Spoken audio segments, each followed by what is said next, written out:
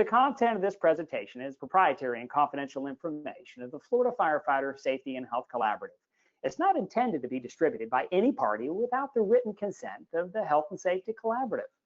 Attendees should note that the educational component of this session is being recorded and being published on the Florida Firefighter Safety and Health Collaborative website and our YouTube affiliate. To maintain complete confidentiality, an announcement will be made before the recording begins. And for those of you who did not pay attention, you should have stopped your telecommunication device and realized that we've already started this recording to correct and connect and guide. So once a presenter will be identified during the recording, you must ensure that anonymity for all attendees, and we're asking you to mute your microphone until the announcement is made that the recording is complete, unless you wish to share, because the editing and IT crew is tired and weary and may not get it perfectly accurate. Presentations are intended for educational purposes and do not replace independent professional judgment. Professional communication, correction by counselors is important. Do not discount it. If you teach and guide and correct, do not discount that there is a need to sit down at times with counselors and guide and grow in love. The ideas expressed in this presentation are the professional opinion of our presenter and guests tonight and do not necessarily represent those on the collaborative or its constituents and attendees. Our attendees tonight must be at least 18 years old before acting on any of the information that's presented. Attendees should consider the appropriateness of the information as it pertains to your individual situation, and seek independent professional advice since any concerns arise. Now pay attention. If you or anyone you know that is believed or perceived to be in a situation that may become harmful, please reach out to the National Domestic Hotline via the following phone number. Take the time and put a pen to paper to remember this. It's 1-800-799-SAFE. For those of those who are alphanumerically challenged, it's 1-800-799-7233. or through their website at thehotline.org, THEHOTLINE.org. Or take time and stop, look at your situation, and if need be, if you truly feel your life isn't harmed, I want you to stop, interrupt, disrupt, and dial 911 in the event of emergency. So with great honor and without further ado, it's absolutely a pleasure to introduce our next guest, Dr. Stephanie Conn, who is one of our own.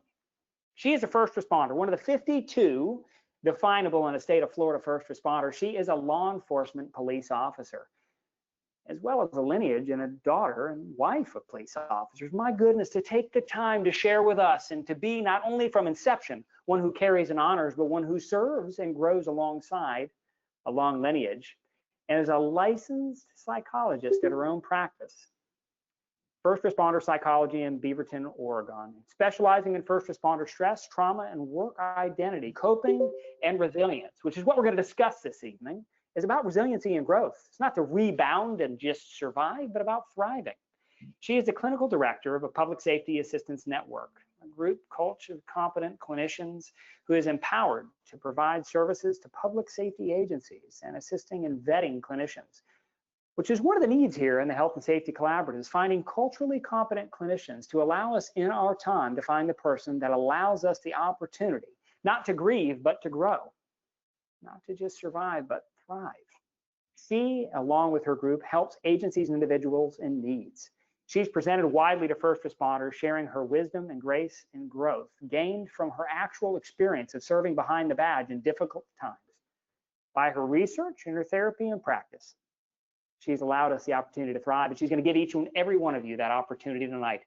Take a look and measure and weigh where you're at in your life. Remember, don't be scared by a message that's placed in front of you, whether it's a text message or a phone call, or the gift of a person that stops to let you know that they're seen. Take the messages you learned from Dr. Conn this evening, apply them to your life, and revisit it often. Don't just do it tonight, but take the time to grow. She's also the author of a wonderful book called Increasing Resilience in Police and Emergency Personnel, which will apply to all first responders. So what I would ask is each and every one of you to take time to discard the unimportant, remove the patterns of past behavior, as painful as they may be, and take this moment, because it may be the only moment you have. The sun may rise tomorrow and you may not be there to join it or greet it. Worry not about those who will mourn and miss you, but celebrate the ones who are here to walk alongside you. So with great honor and further ado, I would like to introduce Dr. Stephanie Conn. Doctor, thank you for taking the time, and we're going to turn the microphone over to you. Perfect, perfect.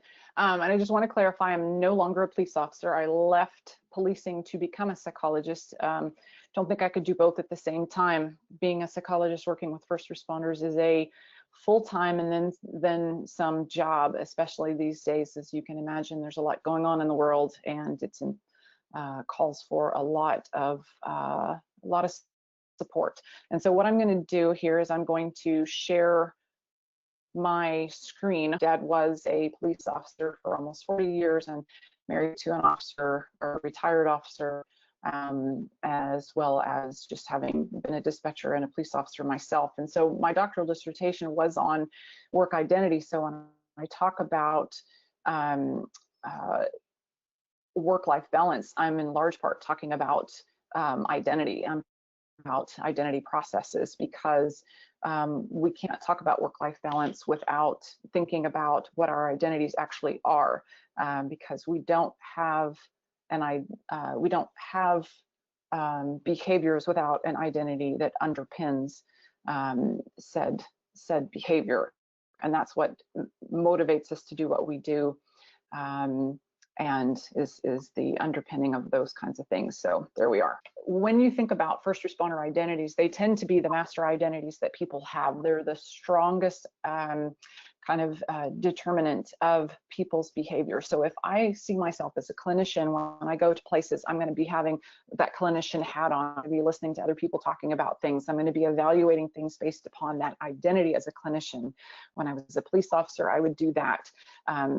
Where you go, you can go to other kinds of events, and if someone identifies you as a police officer, as a first responder, they too are going to treat you differently based upon how they perceive you. Muted. It's really hard to have balance in your life if in your mind you are the role that you're in, or you're the spouse of the person who's in this strong role. It's really hard for you to have balance because you're mentally in a different headspace on a pretty regular basis. And so when you think about that, some of it has to do with, some people have really strong affiliations with various roles, and some of them again might be related to first responder, their work role, and other times it's going to be very strongly related to like a parent role. And so their role as a parent is going to override their role, or their kind of self. I'm a person, I'm a mother, I'm an individual. So their role as a parent might supersede some of their notions about what they should be doing for themselves. And so they might prioritize the needs of their children over the needs of themselves.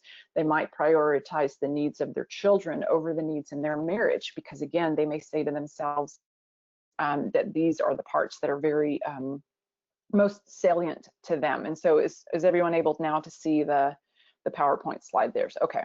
So this is why, these identity roles are why a lot of work-life balance talks don't typically work, because they say, oh, we'll spend more time in nature, spend more time doing this or doing that, or getting outside of your work role. And it doesn't work very well, because if you don't see yourself as a community member, you don't see yourself as a crafty person, it's not going to make a whole lot of sense for someone to tell you to go try doing crafts or DIY projects or those kinds of things. If that's not how you see yourself, you're not going to enact roles based upon an identity that doesn't fit for you. So if you can advance the next slide,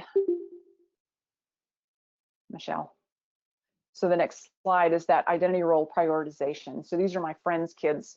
Guess what their parents do for a living? Any wild guesses on that? One parent is a police officer, one parent is a firefighter. Sorry, I started to say hose dragger. And so, but they have in this, and these are my friends I went to the academy with, they have they prioritize their marriage, because the thing is, and I have a lot of couples that I work with, is they will prioritize their kids over their marriage. And what that says to their kids is, or prioritize the kids over themselves, is it says to the kids, you yourself don't matter. What you're supposed to do is put other people's needs over yours on a regular basis. And so kids learn to do that. So they may grow up themselves and put other people's needs over their own needs. And so their work-life balance is going to be out of balance, just as yours was. They've taught them, right? Versus what you might be telling them, which is you take care of yourself, you have balance in your life. They're going to catch more what you teach them by example than what you tell them in word. And so I see a lot of times people prioritizing things over other aspects of their life, or even to the detriment of key aspects of their life.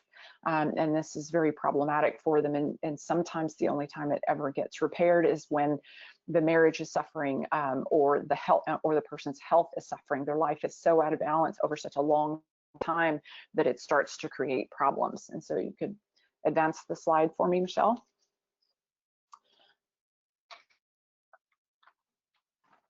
And so this, and some of it isn't even necessarily the person's own identification with their particular role. It's the way their environment influences them. So maybe even if you're a first responder, your coworkers say, hey, this job's great, nobody understands it. There's a prioritization of the job based upon what coworkers say. Maybe it's what your reinforces, or what your family values or devalues is going to influence how you see yourself, which in turn, again, is how you spend your time, what you prioritize. But then even your community is going to reinforce and value or devalue. And these are very interesting times. There's a devaluing of a lot of first responder roles by a lot of people, and then there's valuing of others. And so even in my research on identity roles, I talked to first responders who said, even if I try to do a PTA meeting or do something else, or try to join in this kind of sporting activity, when I show up, other people keep identifying me by my first responder role. Or if you're the spouse of, they said, oh, well, you're married to so-and-so, and they start asking about what's going on in the community, or what that call was that they saw. So even if you have your head wrapped around, okay, I'm playing the parent role right now, or I'm playing the friend role right now, or the churchgoer role right now, or whatever, other people are going to rope you into a role and create imbalance in your life, because they see your identity as this more salient first responder spouse, or first responder family member, or first responder role, which is really problematic. And so if you'll advance the slide, some of it very specifically has to do with some of the identity role restrictions that occur in the first responder profession itself. We get into called identity role restriction. So as your first responder went through the academy, there is this prizing of the first responder role and a devaluing of other roles. And so there becomes an us and them sometimes mentality that's perpetuated. So you're the chosen few that, chose to do this great job. You run towards danger while everybody runs away. And so they start really kind of putting a higher premium on the first responder role.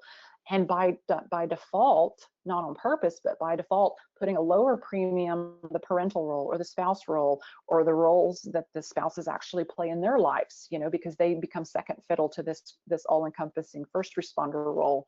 And the problem with that is it so prizes that first responder role that over time it continues to create more and more imbalance in a person's life roles, because they're more and more prizing this first responder role to the detriment of the other ones, which in turn happens to family members. Everything starts being around the first responder role and identity.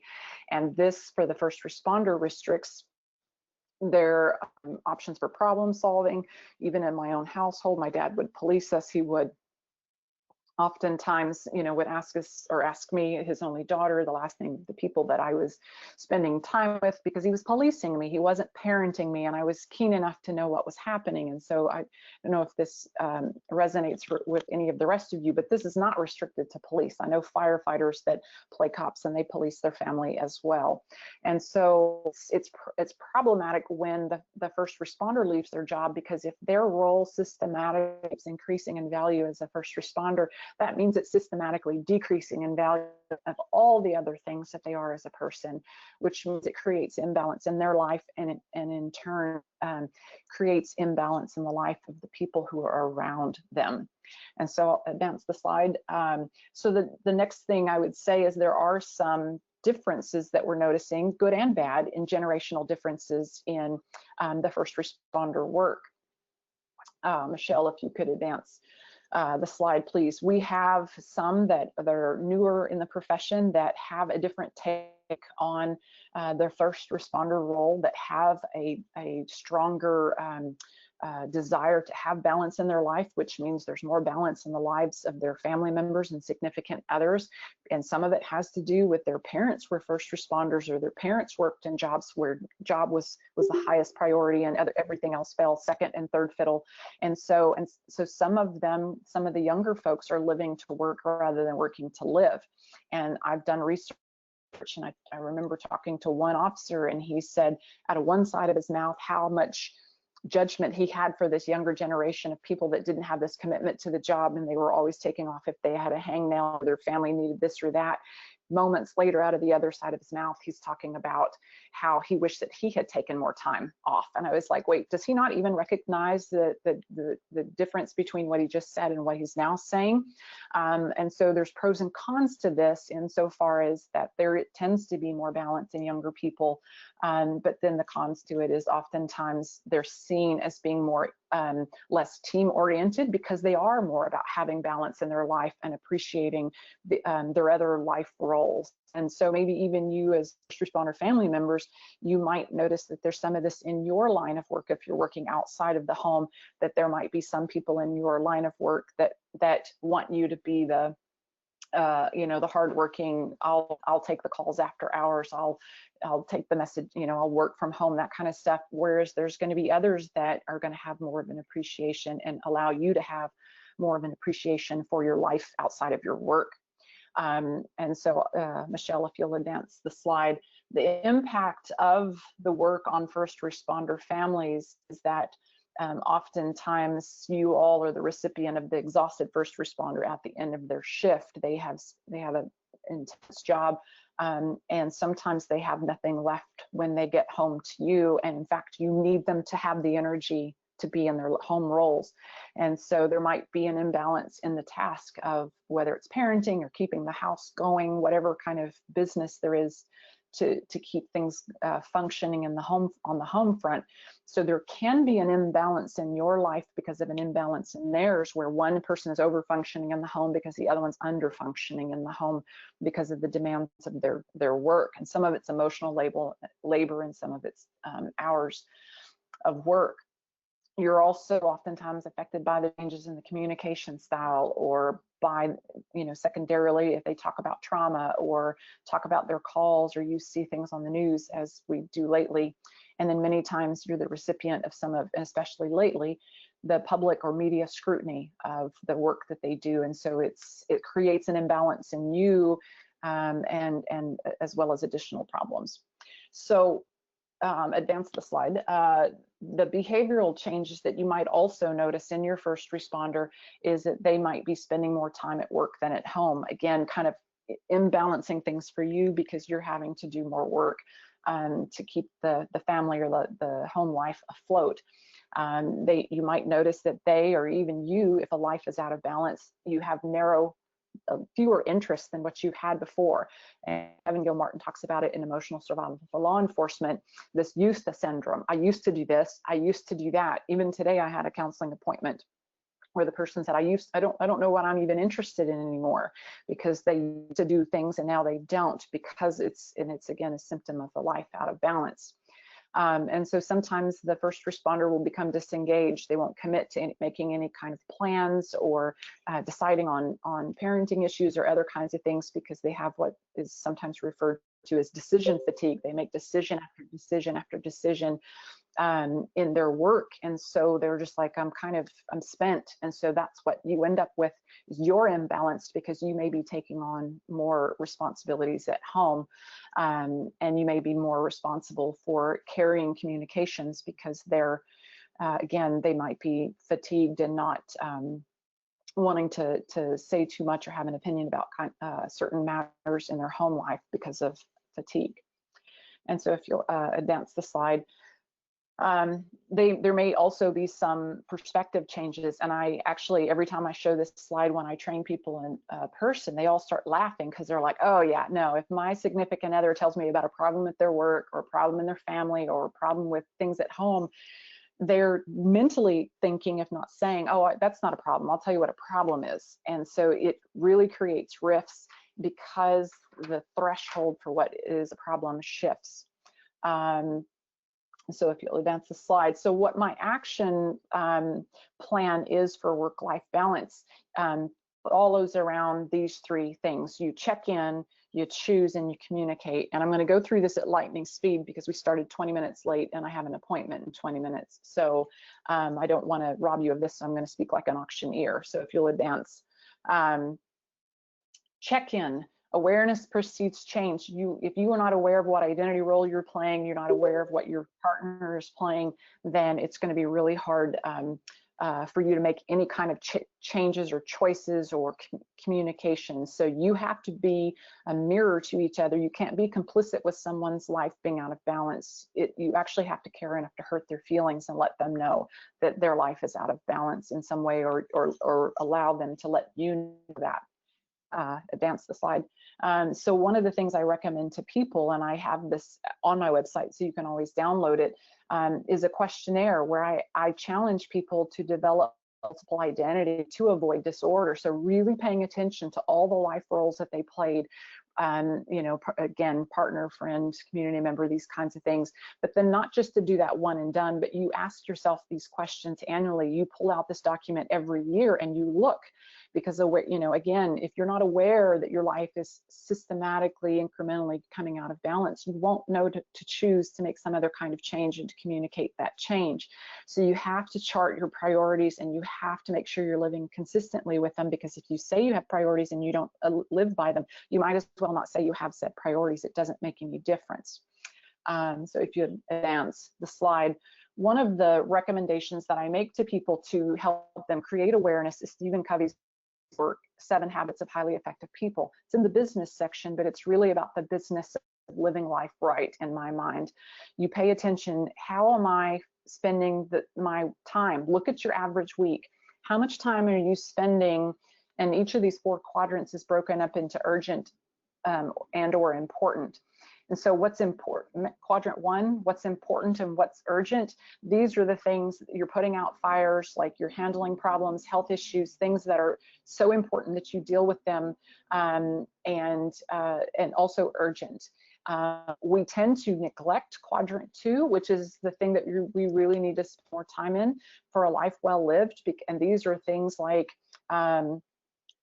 your relationships. If you neglect, it's important, but it's not urgent typically. If you neglect your relationship today, or your health, or you don't make that deposit in the bank account today, it's not urgent. But man, if you do that over time, what is important now will evolve into a crisis, and now it becomes something you have to deal with, and because of a health crisis or financial crisis or relationship crisis. Where we find a lot of time wasted, honestly, is in the quadrant 3, which we really need to avoid as altogether. And that's the busy work. That's the stuff that comes in under the guise of being important, but it's really not. It's actually just quote unquote urgent. So if something dings, we'll stop what we're doing to go attend to the dinging. If an email comes in, we'll stop what we're doing to attend to that. We'll do what other people ask us to do without regard to whether or not it's important to us. And it's not to say we can't serve other people, but if we do systematically, that means we're underserving ourselves. And so we need to be very careful about not wasting a lot of our time there. And then we tend to default into the 4th quadrant, because as an escape place to retreat, because we're wiped out from dealing with the stuff, that the crisis in quadrant 1 and other people's crisis in quadrant 3, and we're just depleted. And we, next thing you know, 3 hours later, we've been watching cat videos or car chases on YouTube, and we're like, where did the time go? I have no time to exercise or spend time with my kids. And it's because you've retreated in quadrant 4 because you're exhausted. So if you'll advance the slide. 2 other concepts that Covey talks about, and I really, again, like his stuff, is there's life by default and there's life by design.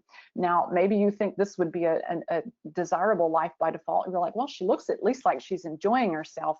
But the truth of the matter is it's not a life of intention. It's not guided by what's important to you. It might be based on other people's needs or wants or priorities, but it isn't yours, and it isn't freely chosen. It's just default. And so you might be confusing, again, someone else's urgent with what's important to you. So if you'll advance, my recommendation is in turn to actually have a life by design. And the life by design means you have to come off autopilot periodically and say, the main thing is to keep the main thing, right? So it's really knowing what your priorities are, which is where the awareness comes from, and keeping an eye on what's important to you and making sure that you're actually allocating time and energy towards that, and that you're putting it on the calendar every week. Because, you know, and I say every week because you can't put it on the calendar every day. There's no have every day be perfectly balanced. So generally speaking, trying to make sure you're having your stuff at least once a week that are important to you. And again, this is, or multiple times a week ideally if it's exercise. So advance the slide.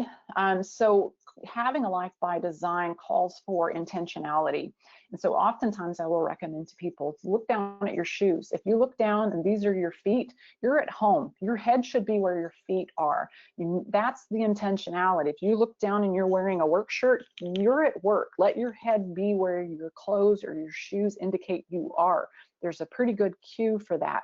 Now, I will be honest and I'll show you, I'm actually wearing house shoes even though I'm at work, but this is the issue with working from home. So you may have to be a bit more creative if you are working from home at times, where you're like, okay, if I'm in this room of the house, or I'm in this desk, or I'm at that place, I'm in work mode, which means you need to then move down the hallway and do something else in another place. So again, it creates that intentionality and that division. So pie is not that. What pie actually is, and if you'll advance the slide, is actually creating a couple of pie charts. And the one pie chart, and you just draw a circle, and here's an example of what it would look like. Here's how I'm currently spending my time.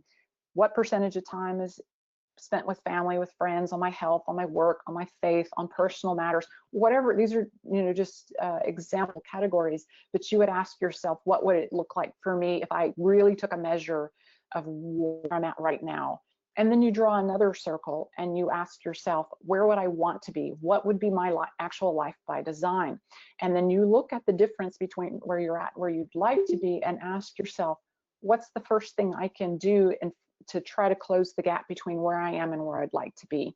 And then you make that an actionable item that you do in the next 7 days. And so it needs to be, if it's, I'm going to spend more time with family, then you make a plan for the next 7 days where you spend more time with family.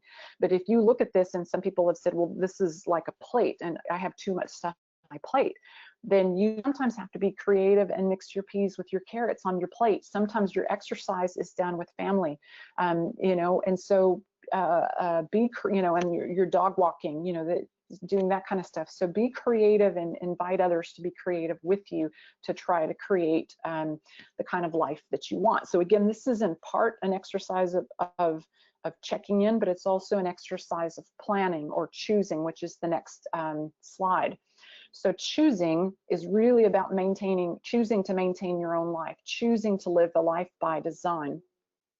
Michelle, if you'll advance the slide. And it's really about choosing, you know, to maintain your own perspective, your own values, your own needs and preferences, maintaining your hobbies. And this is going to have to be done around goofy schedules and shift work and overtime and these kinds of things. But not choosing these things is a choice. And systematically, if you don't choose these kinds of things, you're going to be in a crisis state because your health or your relationships or something else could go run amok over time.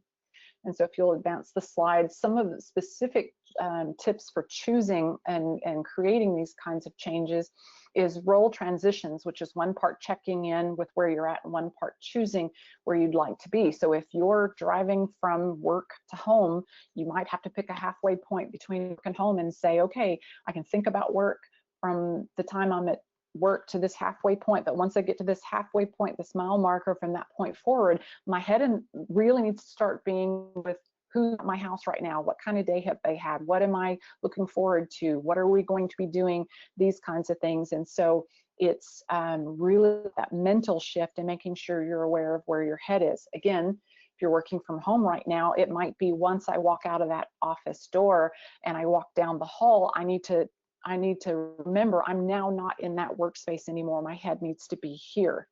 And so this calls for you to schedule plans in advance. And I ask people in groups all the time, if you don't plan to do something on your weekend, what do? You do nothing, right? That's where it gets back into default. I don't know, whatever she wants us to do, or whatever he wants us to do, or whatever the kids decide we're doing. So it really calls, and I've had people say, okay, get together with your family, write down 5 things you like to eat, 5 things you like to do. Family members all pitch it into a little bowl, and you say, okay, weather dependent, pull it out. Okay, this is what we're having to eat, and this is what we're planning to do this week. And so it becomes kind of a fun way of people being engaged in their life and choosing what they want to do in their life, rather than just, again, nothing against cat videos, but that's usually not the best way to spend your day off, is sitting around watching them, or social media garbage. So if you'll advance the slides, some more tips for choosing. There's those cute boys again. Is creating those rituals of connection. And I'll ask you in the chat, and I know we won't have too much time for questions, but maybe others will get from each other, is what are you doing to connect with each other when you're off from work? Are you doing things where you're actually, hey, we can't have dinners together because your schedule is goofy, so we're going to have breakfast together on our time off, or we're going to do this other thing together. So being creative and being planful about this kind of stuff. My first day as a police officer, the day I hit the streets, was December 24th, Christmas Eve. So it was like, okay, we're going to change the way we do things, because I'm on overnights and I got to sleep for part of the day. But also scheduling in the family time, scheduling in the couple time, because again, this is not just for you as the benefit of you as a couple, but the benefit for children if you have them, because they benefit when you are happier as a couple, and when they see how you act as a couple and how you love each other and love yourself as an individual. Your kids benefit from that. So if you'll advance the slide. One other thing I think that's complicated is that there's many barriers to making some of these choices, and one of them is a North American culture that we are human doings and not human beings, which means that if the more you do, and you can get by with this little sleep, or you put in all the space time at work, or you do other things, or you're the responder spouse that's just kicking it and taking names, other people will give you kudos for that. And then you're like, oh yeah, I am kind of, rocking and rolling. And so it will actually have you falsely believe that you're doing the right thing, because other people in society will reward you for that. Even as a first responder, those that keep putting in the overtime will be known as the dedicated one, more apt to get promotion, these kinds of things. But the problem with this is that productivity can become addictive, and then you're just doing what's urgent, but you're not really paying attention to what is important, and your life becomes imbalanced. So if you'll advance the slide, the criteria oftentimes, and I was talking with the client about this earlier Tuesday, I think, is saying I can do that is not usually a good idea. Can should never be the criteria for doing something for someone else, or even doing something yourself. I can do that. That's like the bare minimum. Think, is it a good idea to actually be doing that? You see the meme here. Is it good for your browser to have 2,857 tabs open at the same time all the time? No, it fries your computer. It fries your brain to always have the criteria. I can do that for you, versus it being a good idea that I can do that, or it's a good idea that I do that. And so if you'll advance the slide, my recommendation to you then is, instead of letting can be the criteria by which you do something, I think Gabor Mate, who's written the book, It's the Body Says No, of many other books that he's talked about, kind of overdoing it. He talks about turning the golden rule on yourself. And so instead of treating others as you would have them treat you, you treat yourself as you would your most loved other. That's significant. Treat yourself as you would the most loved other. And you would not treat someone you loved, you would not tell them, you need to just be taking care of everybody else. Come on, girl. Come on, guy. You need to really just be making sure everybody around you's got it. I don't care if you got nothing left.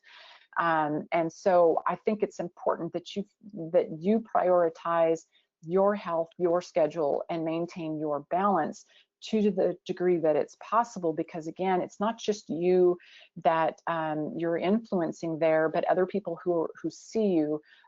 You become an example for what it is to be balanced. And so even if that helps you be better for it, I think that's a good reason.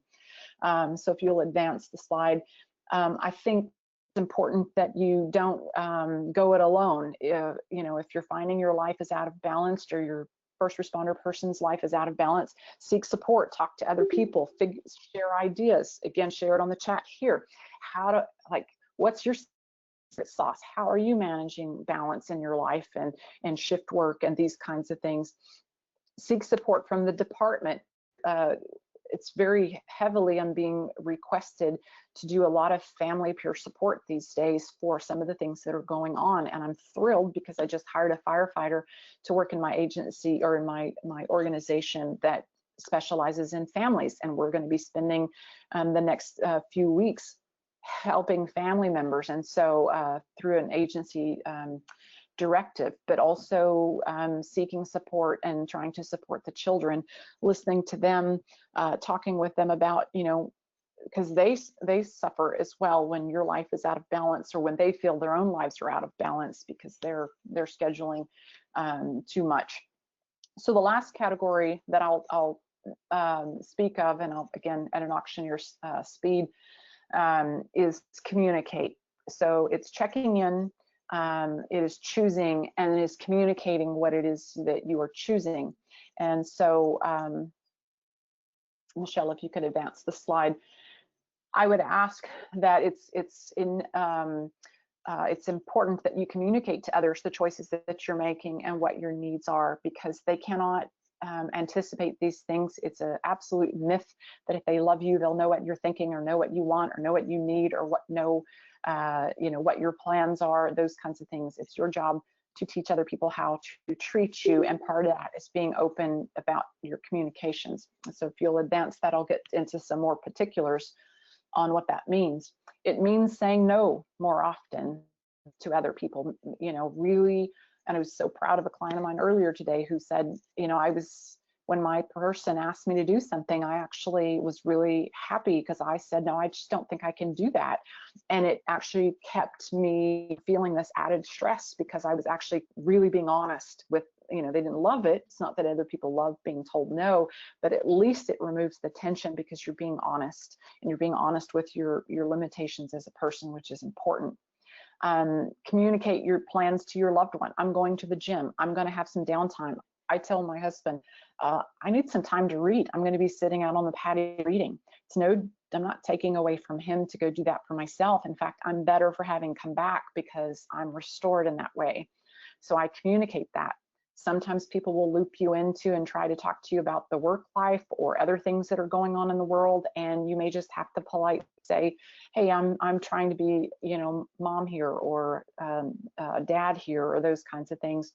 And even making limits on how much you talk about work and talk about other kinds of things when you're trying to do a hobby or participate in some other kind of activity. Really just making some transparent declarations as to what your goals are in your activity and in your moment. And so if you'll advance the slide, one thing, and again, this is really very present, is part of your mental well-being and your balance is really kind of being careful about your consumption of things. So trying not to follow media depictions of events and these kinds of things, encouraging your first responder not to do this, because that can create a life of imbalance, because you're going into all kinds of stuff, you know, you could even consider it the quadrant 4 stuff that just really isn't doing much for you. And so just being thoughtful about that. And so the last slide that I'll show you before a few resource slides and I have a client in 4 minutes, is communicating with your caring, AKA nosy neighbors, family, and friends, is pocket statements. So sometimes people will ask you invasive questions about your, you know, what's going on in your life or your first responder's life. And I always say, be prepared for the communication where you have a pre-prepared, not literally, pulling out of your pocket, but you're just like, oh, well, thank you for asking. We're working through that, or we're not at liberty to talk about that. And then a quick redirection. How are things with you, or what's going on, or little Timmy still playing soccer? And just have that kind of plan. Acknowledge that, thank you for asking. Here's how I'm going to respond to that. Redirection to something else. And if they keep hitting you with it, trying to ask you questions about, what's going on in your first responder's life, or you as the first responder, then you use what's called broken record technique. You say the same thing. You don't say it in any different way. You repeat it. I actually had someone say, well, I tell people I'll forgive you for asking, or if you'll forgive me for being rude, I'll forgive you for being rude in asking. And I was like, wow, it's a bit confrontational. I wouldn't go that route, but it's just a communication tactic I would use. And Michelle, if you'll advance the slide, a couple of resources I'll just quickly mention. Obviously, my book, Increasing Resilience, I really like it because every chapter has a section for family members in it to talk about various issues, whether it's trauma or shift work or these kinds of things. My colleague, Drew Prochniak, Common Spelling, lends his expertise in terms of addictions and recovery and first responders. He's both the brother and son of police officers. Of course, Kevin Gilmartin's book, and then Captain Dan Willis's book on Bulletproof Spirit is fantastic. I just love what he's put together there. And then if you'll advance the slide, there's relationship resources very specifically and Ellen Kirschman's actually writing a new version of I Love a Firefighter. Not sure when it's coming out. She just asked me about something she was going to put in it the other day. I'm not sure when it comes out, which is great. And of course, I Love a Cop is great. And then Vicki Newman's Samaritan Progress is also good. So if you'll advance the slide, there are some resources for family issues that aren't specific to first responders, but I like these because they're very practical, very usable, very helpful. And then if you'll advance the slide, I was going to have Q&A, but again, we started 20 minutes later than I was expecting, so I would have had 10 or 15 minutes for questions. But if you have any questions or comments or compliments, if you'll advance the slide, this is how you can reach me. This is my website as well as my email and my phone number. And so I don't get any stupid ACAB comments to my stuff, but if I do, I'll do what I do when I get them before. I'll hit delete. But I thank you for the time. I thank you for checking in. Again, I'm sorry for the auctioneer pace, but I hope there was something that you got out of this. Unmuted. No, Michelle, if you want to take it back from here, I've got to minimize my screen. I've got less than 60 seconds to No worries. with Thank you for your time tonight. We understand that you're under time restrictions, especially because of the different time zones that we're in. We know that a lot of people put in the chat box that